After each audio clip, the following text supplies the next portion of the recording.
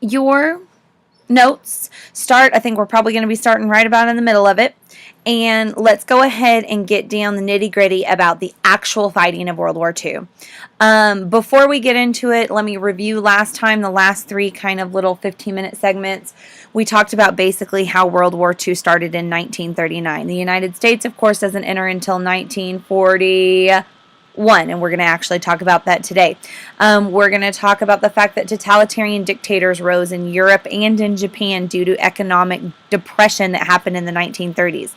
A lot of us think that, oh, it's only happening in America, the rest of the world was fine. No, it sucked there too. And remember, if you are starving, you will take a Subway sandwich from anybody, including Hitler. And so we talked about the rise of Hitler in Germany. We talked about the rise of Stalin in where? Where was Stalin? Think about it. Russia, Soviet Union. We talked about the rise of Mussolini in Italy. And of course the rise of Tojo and Hirohito in Japan. We talked about the fact that FDR was kind of wanting to help out. In fact, he even sent one of those like volunteer corps over to China to help them defend themselves from Japan, to protect the open door policy. They were called, best name in the world, the Flying, y'all remember what were they? The Flying Tigers. And FDR was pretty adamant, and he was like, we got to put this fire out when it's small. But the American people, they said no. They said World War II can start in 1939, but we're not going to get involved. World War I, we did that. We didn't want to do that again, so we're going to stay out of it. In fact, we even passed neutrality acts, which in all reality, that's exactly what it says, to stay neutral. No selling of any military arms. And if we did sell anything, it was non-military and cash and carry.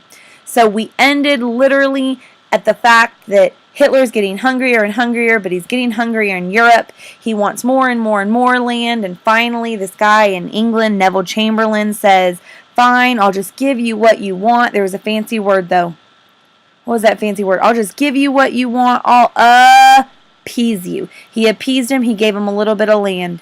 Then Hitler wanted more, because when you have a mouse that wants a cookie, he wants a glass of milk next. So appeasement failed. So here's what I want you to do. Grab your notes. Let's get it started. Slideshow from the beginning. Let's get this party started. World War II begins in Europe. September 1st, 1939. Germany invaded the straw that broke the camel's back, Poland. This begins World War II. Great Britain and France declare war on Germany, and we're off to the races. Now, the next thing we need to talk about here, we need to talk about the Non-Aggression Pact. And remember, when I get to a slide, I'm probably going to start talking about it. You need to pause it on your iPad, and then you need to take and get that slide down, then listen to me talk about it. Non-Aggression Pact. Pause. Okay, so the first thing I want you to do is I want you to circle Non-Aggression Pact. What does it mean? I won't be aggressive with you, which means we won't fight. Now, the Non-Aggression Pact, I need you to make sure you underline Hitler and Stalin signed the Non-Aggression Pact, and they decide they're going to divide Poland. If Hitler had to fight the British and the French, he did not want to fight the Soviets too. He didn't want to be crushed like he was in World War I. So this cartoon's really awesome here. We have, of course, the Eastern frontier, because that's the barrier between Germany and Russia. And you have Hitler and Stalin walking with their legs tied together, but what's behind their back? Of course. Now, the other one I have, and this one might be my favorite one, okay, is, of course, Hitler and Stalin, and they're getting married. Hammer, sickle, swastika, a little bit of symbols right there. But the fantastic quote is, wonder how long the honeymoon will last. And so the Non-Aggression Pact, it was meant for them to actually get along, but I'm going to give you a really, really easy guess here. Did Hitler keep his word to Stalin? No, because dictators don't keep their words. So what happened is Hitler took his half of Poland, then he took Stalin's, he pisses off Stalin. Guess where Stalin comes next? He said, oh no, U.S. will help you instead. The alignment between Nazi Bolshevism and Soviet fascism is just what the world should have expected. Both are ruthless dictatorships founded on hatred and maintained by force and fear. And to be honest, they were. It's a little quote there for you. But with that, the Non-Aggression Pact, it is almost a pact between the devils. But the problem is Hitler screwed over Stalin. So guess where Stalin comes next? To us. Here is going to be a big slide. Pause it. Get it down. All right, World War II political leaders. You first have your allies. Here you go, the good guys. This is Winston Churchill. Get him down. This is, you know him, FDR. And this is ironic because he's a totalitarian dictator, but Stalin's going to be on our side. Mostly because Hitler kind of screwed him over. Now, with that, we are going to refer to this. I want to make sure you get this down over here as the big, are you writing this down? Big three. Okay, the relationship between the big three was shaky to say the least, but remember, the enemy of my enemy is my friend. And all of their enemies was Hitler and Mussolini and Tojo. So there's your alliances, if you will, for World War II. But Hitler was a really, really good military strategist, guys. He, in fact, had something called Blitzkrieg. Get this slide down right here. Blitzkrieg. It was his military tactic, underline military tactic, and made his entire army almost impossible to stop. Literally, Blitzkrieg is translated, Blitzkrieg, say it like a German, into lightning war. Now, a lightning bolt is fast. It's a surprise, and it completely demolishes everything. The entire key to Blitzkrieg circles surprise and overwhelming numbers. So basically, if I'm going to hit you with Blitzkrieg, I'm going to hit you from the land, I'm going to hit you from the water, I'm going to hit you from the air. If you've got 5,000 soldiers, I'm bringing 50,000. I'm going to completely annihilate you. And so this cartoon really shows very well, wherever Hitler went, death followed. So kind of an interesting cartoon there. Now, I'll be honest with you. We talked about in the last video, he goes from taking over Austria to the Rhineland, to Austria, to the Sudetenland, to now he wants Poland. Now he's going to take over all kinds of other areas. He's going to invade Belgium. He's going to go into, next area, France right here, 1940. But by far, Hitler wants his hands. The number one thing he wants his hands on. The number one leader against him is it used to be Neville Chamberlain, but he rolled over for him. So now it's Winston Churchill. Guys, I don't have enough time to explain in a video what kind of an amazing leader Winston Churchill was. What kind of a stance he had. Look at this little propaganda poster. This is Winston Churchill's face. Y'all ever heard of an English bulldog? Literally, they have the bulldog as Winston Churchill. He is one of the best leaders in American history. I can't even tell you enough about it. But Hitler's last enemy was Great Britain. He wanted to gain, I want you to circle air supremacy, so he launched what we are going to call the Battle of Britain. Largest air battle ever fought in the history of warfare. That might be a test question, hint, hint. It goes from July to November of 1940 and was won by the Royal Air Force. Sometimes we call them the RAF, or the British Air Force. This actually, anybody seen the movie Pearl Harbor?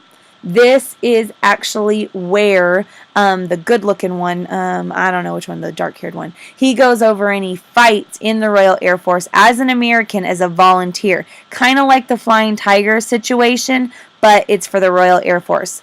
This Battle of Britain, I'm going to go ahead and tell you, you need to circle it's the first major German loss. Dang, spoiler alert. Forced Hitler to change his strategy.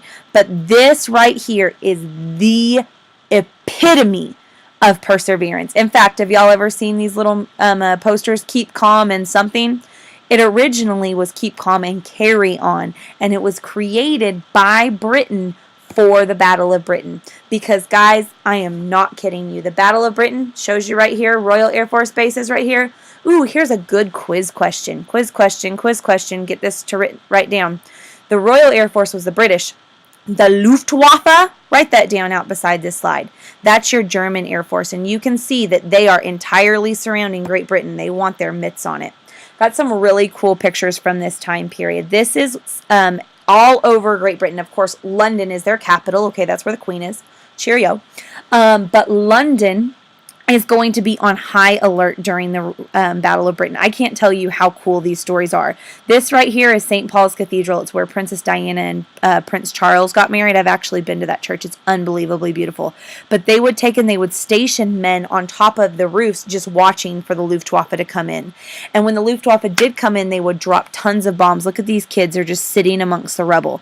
Unbelievably demolishes all of Europe. World War II does. I mean, completely. Here's downtown London. Demolishes everything. So one thing you got to think about is if we're ruining everything now, think about the South during the Civil War, total war.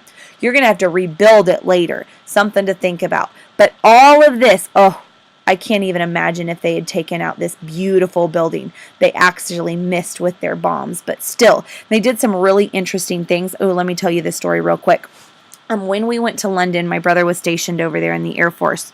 We went on this like duck boat thing where like it goes on land and water. Oh, I felt like a horribly tacky American, but actually I have a really good story for it.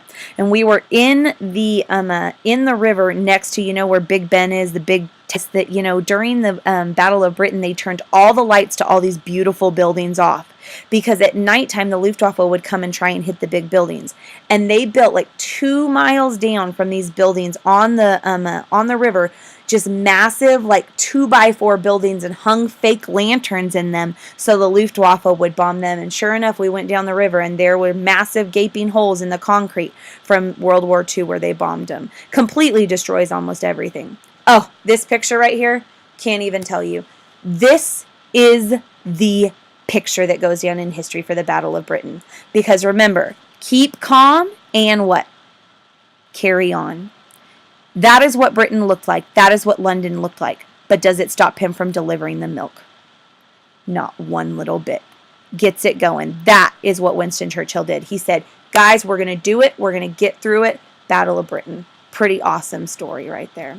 So anyways, I love Air Force stuff. Can you tell? Okay, so now, what are we going on here? Okay, all right, Okay, so war comes to Europe. Now, here's the deal. We got lots of stuff going on. Let's talk about U.S. neutrality first. He's standing over here in the U.S. of A., but what ain't what it used to be? What looks different about this cartoon in this? Oh, the Atlantic Ocean? It looks like a river. That's because America wanted to stay out of this. Americans wanted, in fact, there was an entire committee. I want you to circle America First committee here. Americans wanted to remain neutral. In fact, arrow out beside America First committee, I want you to take down the name. Ooh, you know this name?